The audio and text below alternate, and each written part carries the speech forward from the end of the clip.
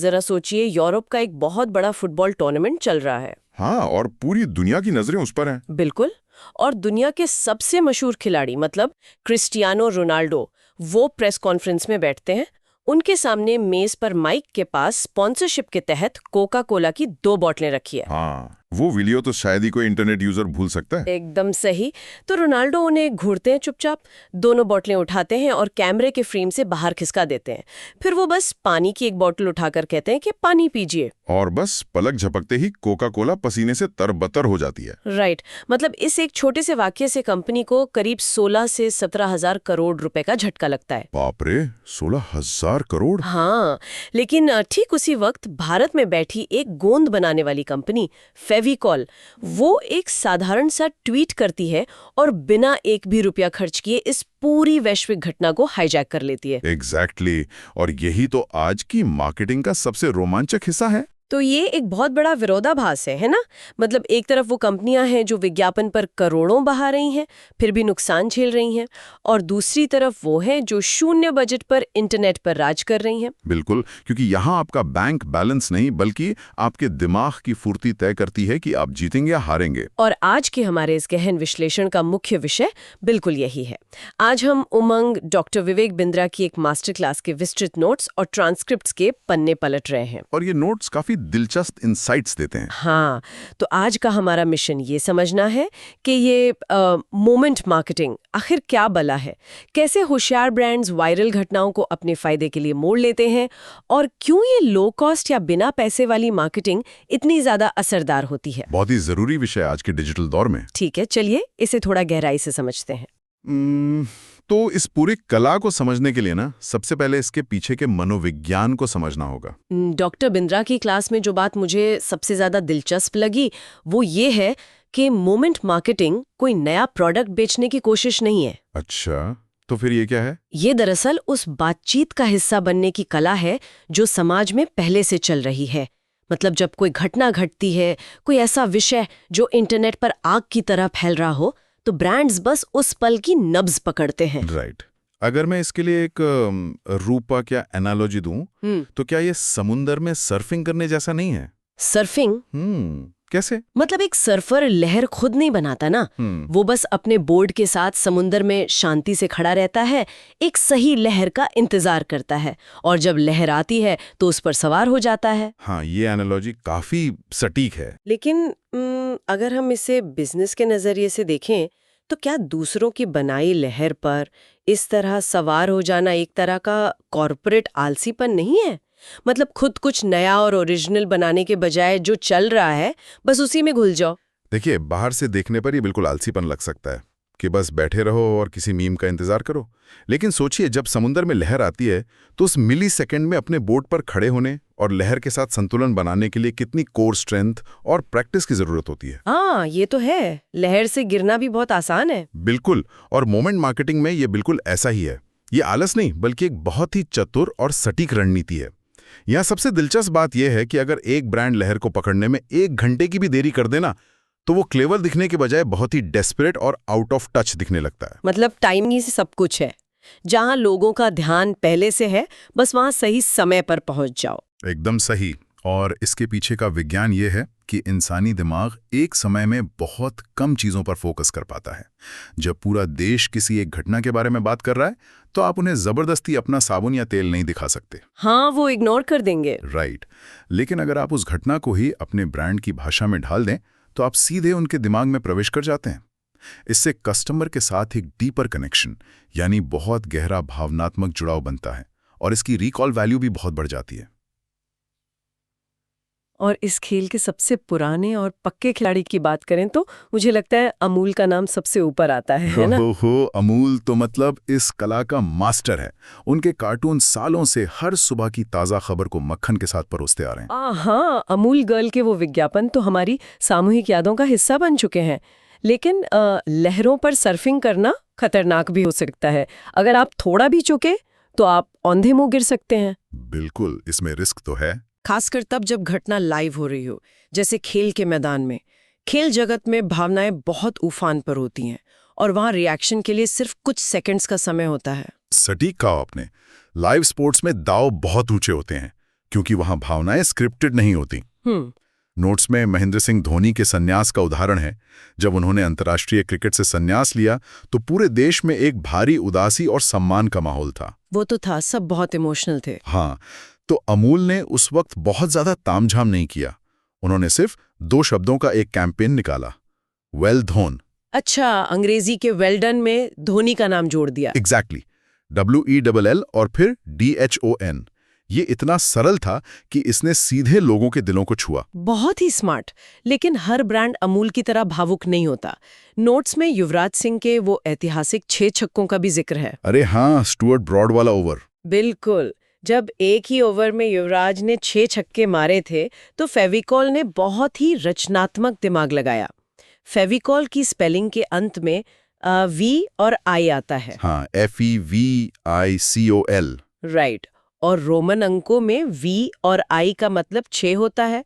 तो उन्होंने अपने विज्ञापन में बिना कोई तस्वीर लगाए बस उस VI को 6 बार लिख दिया, VI VI VI VI VI VI।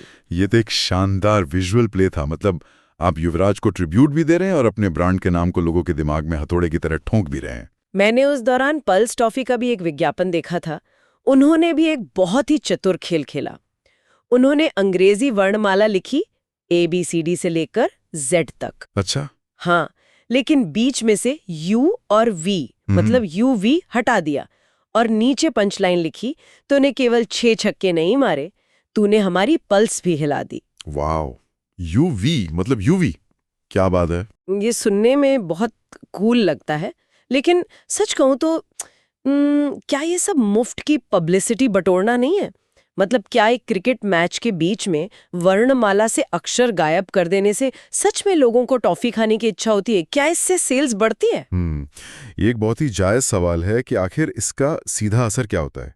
यहाँ हमें मार्केटिंग के एक तकनीकी शब्द ऑर्गेनिक रिकॉल को समझना होगा। Organic recall? हाँ, देखिए, मोमेंट मार्केटिंग का प्राथमिक लक्ष्य आपको तुरंत दुकान पर भेजकर टॉफी खरीदवाना नहीं होता। इसका लक्ष्य होता है आपके दिमाग में एक पॉजिटिव स्पेस घेरना।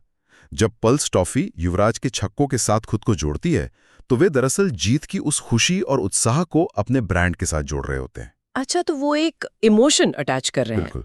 तो अगली बार जब कोई किराने की दुकान के काउंटर पर पल्स टॉफी देखता है ना, तो उसके दिमाग में अचेतन रूप से वो अच्छी भावना या फील गुड फैक्टर ट्रिगर होता है। इसी को ब्रांड रिकॉल कहते हैं। यानी वो सिर्फ एक विज्ञापन नहीं था, वो खेल के दीवानों की भावनाओं का सीधा अनुवाद था जिसे ब्रांड ने अपने फायदे के लिए इस्तेमाल किया।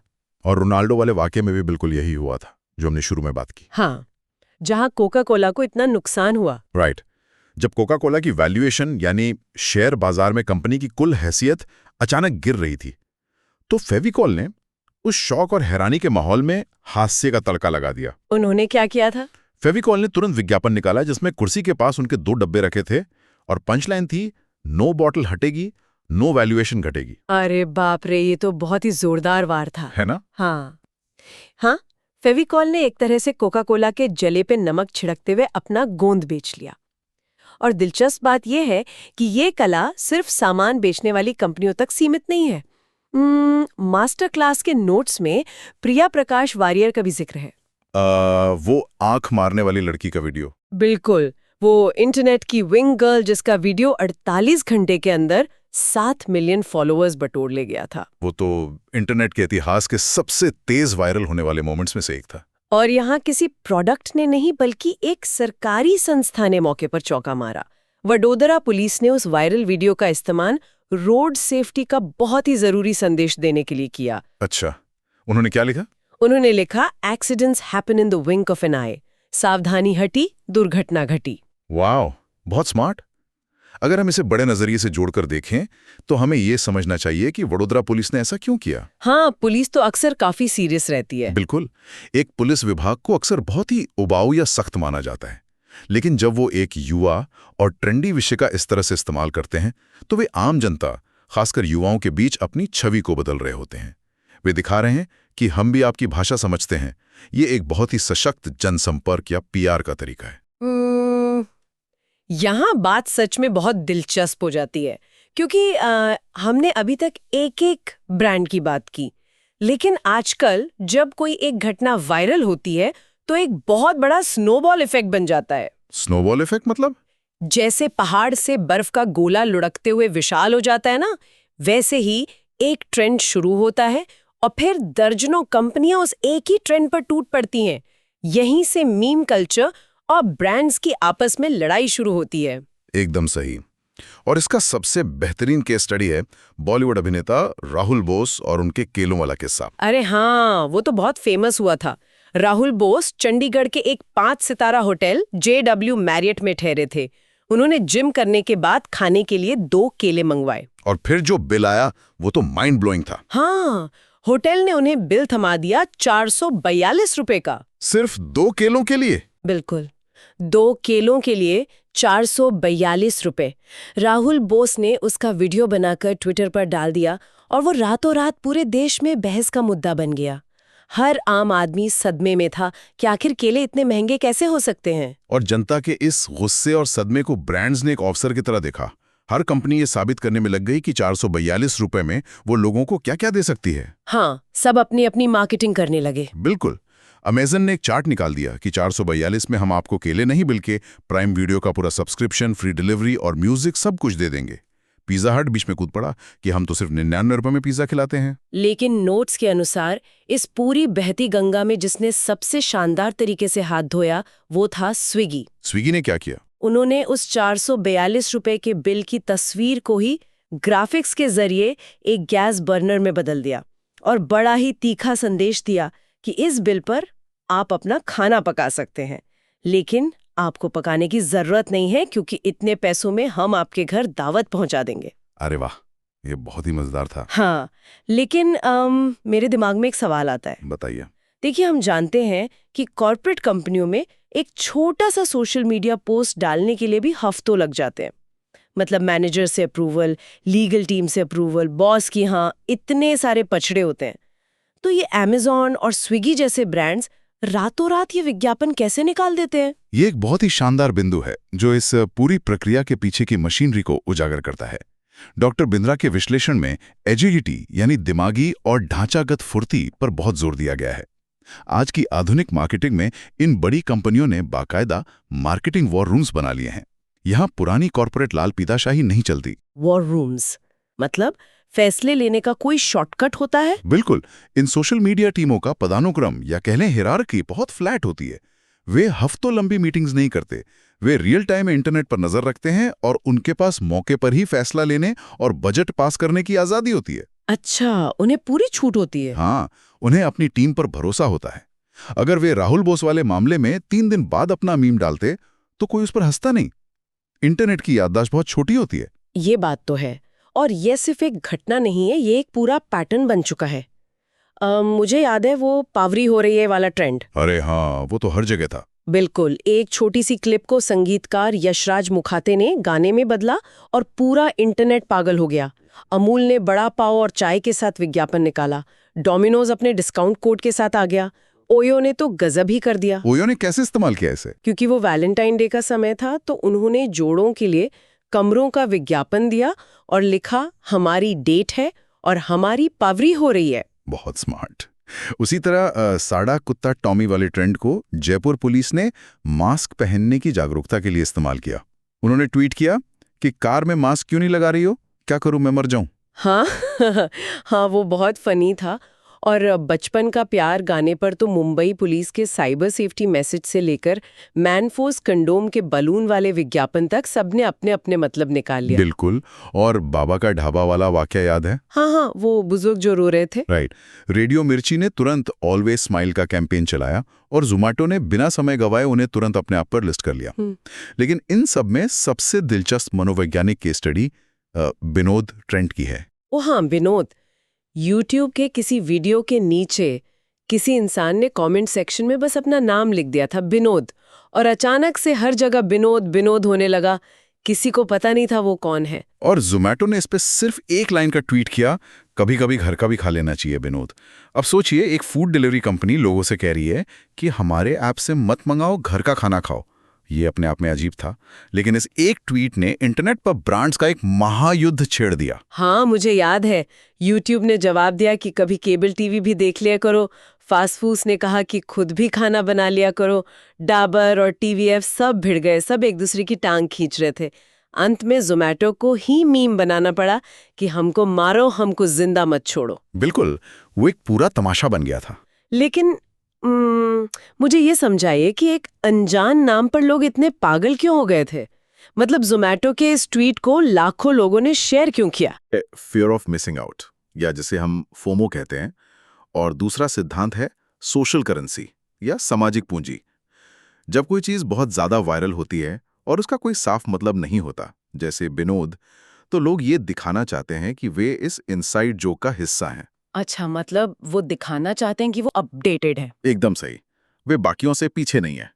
जब जोमेटो ने वो ट्वीट किया तो लोगों ने जोमेटो के लिए उसे रीट्वीट नहीं किया, बल्कि अपने दोस्तों को ये दिखाने के लिए शेयर किया कि देखो, मुझे पता है कि इंटरनेट पे क्या चल रहा है। बिग बाजार का भी तो एक ऐसा ही मीम था ना, विराट कोहली और अनुष्का की शादी पर। हाँ, उन्होंने लिखा था वर्ल्ड कप नहीं तो किचन सेट ही सही। मीम्स अब जिंदगी का हिस्सा हैं। ये केवल हंसाते नहीं है, बल्कि ये एंटरटेनिंग और इंस्पायरिंग होकर प्रोडक्ट बेचने का सबसे ऑर्गेनिक तरीका बन गए हैं। ये तो बहुत ही गहरा मनोविज्ञान है। और अगर हम इसे अपनी रोजमर्रा की जिंदगी से जोड़ के देखें, जब हमारे फोन पर ऐसा कोई मीम आता है तो हम बस हंसकर उसे अपने फैमिली व्हाट्सएप ग्रुप या दोस्तों को फॉरवर्ड कर देते हैं। बिल्कुल, हम सब करते हैं ऐसा। हमें एहसास ही नहीं होता कि हम अनजाने में इन ब्रांड्स के लिए बिना पगार के मार्केटिंग एजेंट का काम कर रहे हैं। हम खुद उनका विज्ञापन फैला रहे हैं। और इसी को मीम कल्चर की ताकत कहते हैं। एक साधारण विज्ञापन देखकर लोग टीवी का चैनल बदल देते हैं, लेकिन एक मीम को लोग खुद आगे बढ़ाते हैं। जैसे मुंबई के अंधेरी इलाके में एक बार बिजली कटी तो फासोज ने तुरंत एक मोमेंट बना लिया, अंधेरी हो या अंधेरा, हम डिलीवरी जरूर करेंगे। ये हंसाता भी है और कंपनी का दावा भी पेश करता है। लेकिन देखिए, जोमेटो, फैसोस, अमेजॉन, इन सब के पास तो वॉर रूम है। इनके पास महंगे लोग बैठे हैं जो दिन भर ट्विटर देखते हैं। डॉक्टर बिंद्रा की क्लास के नोट्स में एक शब्द का बहुत इस्तेमाल हुआ है, पनवाड़ी या एक आम छोटा व्यापारी। हाँ, ये बहुत इंपॉर्टेंट पॉइंट है। सवाल ये है कि एक छोटे शहर का दुकानदार जिसके पास कोई भारी भरकम मार्केटिंग टीम नहीं है, वो इस बारीक और मनोवैज्ञानिक कला को कैसे सीखेगा? ये इस पूरे विश्लेषण का एक बहुत ही महत्वपूर्ण मोड़ है, क्योंकि ज्ञान सिर्फ बड़ी कंपनियों के बोर्डरूम तक सीमित नहीं रहना चाहिए। नोट्स में जिक्र है कि कैसे बिजनेस की शिक्षा में एक बहुत बड़ा ढांचागत बदलाव आ रहा है। किस तरह का बदलाव? डॉक्टर बिंद्रा में अपना पुराना जो एवरीथिंग अबाउट एंटरप्रेन्योरशिप प्रोग्राम था, उसे बंद करके नया बिजनेस कोचिंग प्रोग्राम या बीसीपी शुरू किया है। लेकिन एक प्रोग्राम का नाम बदलने से छोटे व्यापारी को मूवमेंट मार्केटिंग कैसे आ जाएगी? ये सिर्फ नाम का बदलाव नहीं है, ये शिक्षा के इवोल्यूशन या विकास को दर्शाता है। एक समय था जब मार्केटिंग की एक मोटी सी किताब होती थी जिसे ऑफ द शेल्फ प्रोडक्ट कहते हैं। मतलब एक ही थ्योरी कपड़े बेचने वाले को भी पढ़ाई जा रही है और लोहे के व्यापारी को भी। हाँ, जनरल ज्ञान दिया जाता था। राइट। लेकिन अब जमाना पर्सनलाइजेशन और कस्टमाइजेशन का है। मतलब हर बिजनेस की बीमारी अलग है तो दवा भी अलग होनी चाहिए। बिल्कुल। और समस्या ये थी कि पहले अगर किसी छोटे व्यापारी को अपने बिजनेस के लिए कोई पर्सनल कोच चाहिए होता था तो वो लाखों रुपए मांगता था, जो सिर्फ बड़ी कॉर्पोरेट कंपनियों के पास होते हैं। आम आदमी तो अफोर्ड ही नहीं कर सकता। लेकिन इस नए बीसीपी मॉडल ने ज्ञान का लोकतंत्रीकरण कर दिया है। ये इतना अफोर्डेबल है कि अब एक छोटा दुकानदार भी अपना एक पर्सनल बिजनेस कोच रख सकता है, जो हफ्ते के 6 दिन, सुबह 10 से शाम 7 बजे तक, साल के 52 हफ्ते उसके लिए उपलब्ध है। वाह, ये तो सच में शिक्षा को जमीनी स्तर पर उतारने वाली बात हुई। मतलब जब एक व्यापारी के पास लगातार मार्गदर्शन होगा, तभी वो समझ पाएगा कि उसके अपने मोहल्ले या शहर में कौन सा मूवमेंट वायरल हो रहा है और उसकी छोटी सी दुकान उस लहर का कैसे फायदा उठा सकती है। यही इसका मुख्य उद्देश्य है, बड़ी कंपनियों की रणनीतियों को डिकोड करके उसे आम इंसान की भाषा में समझाना। तो इस सब का असल मतलब क्या है? अगर हम आज की इस गहरी चर्चा को समेटना चाहें तो मोमेंट मार्केटिंग का निचोड़ क्या निकलता है? निचोड़ ये है कि आज की दुनिया में सबसे बड़ी करेंसी पैसा नहीं, बल्कि प्रेजेंस ऑफ माइंड, यानी समय पर सही विचार का आना है। ये चपलता और बुद्धिमानी का खेल है। बिल्कुल, फुर्ती बहुत जरूरी है। हाँ, अगर आप सही समय पर सही जगह मौजूद हैं तो एक बिना पैसे का ट्वीट भी आपको उन कंपनियों से आगे खड़ा कर सकता है जो करोड़ों रुपए पानी की तरह बहा रही हैं। यानी अपनी आंखें खुली रखिए, लहरों पर नजर गड़ाए रखिए और जैसे ही सही लहर दिखे, बिना झिझके अपना बोर्ड लेकर उस पर सवार हो जाइए। एकदम सही। लेकिन जाते जाते इससे एक बहुत अहम सवाल खड़ा होता है जिस पर हम सभी को थोड़ा गहराई से विचार करना चाहिए। वो क्या है? आज हम देख रहे हैं कि हर ब्रांड, चाहे वो जूता बनाता हो या सॉफ्टवेयर, इंटरनेट पर चल रहे हर छोटे से छोटे मीम या ट्रेंड का हिस्सा बनने की अंधी दौड़ में शामिल है। हर कोई बहती गंगा में हाथ धो रहा है। हाँ, एक ही मीम पर 20 कंपनियों के जोक्स आ जाते हैं। तो विचार करने वाली बात यह है कि अगर भविष्य में हर कंपनी इसी तरह मोमेंट मार्केटिंग करने लगेगी और हर वायरल वाक्य को अपना विज्ञापन बना लेगी, तो क्या एक समय ऐसा नहीं आएगा जब उपभोक्ताओं को ये सब बहुत नकली, थकाऊ और बनावटी लगने लगेगा? ये तो सोचने वाली बात है। क्या इन मोमेंट्स का जादू सिर्फ इसलिए बरकरार है क्योंकि वो कभी कभार होते हैं, या आगे चलकर हमारी हर स्वाभाविक हंसी, हमारी हर हैरानी और हमारा हर भावुक पल सिर्फ एक कॉर्पोरेट विज्ञापन बनकर रह जाएगा? इस बारे में जरूर सोचिएगा। सच में ये रोंगटे खड़े कर देने वाला विचार है। क्या इंटरनेट के समंदर में इतने सारे सर्फर आ जाएंगे कि पानी ही दिखाई देना बंद हो जाए? इस विचारोत्तेजक सवाल के साथ हम आज के इस गहन विश्लेषण को यहीं विराम देते हैं। इस पूरी चर्चा में हमारे साथ इतनी गहराई से जुड़ने के लिए आपका बहुत बहुत धन्यवाद। मिलते हैं अगले डीप डाइव में।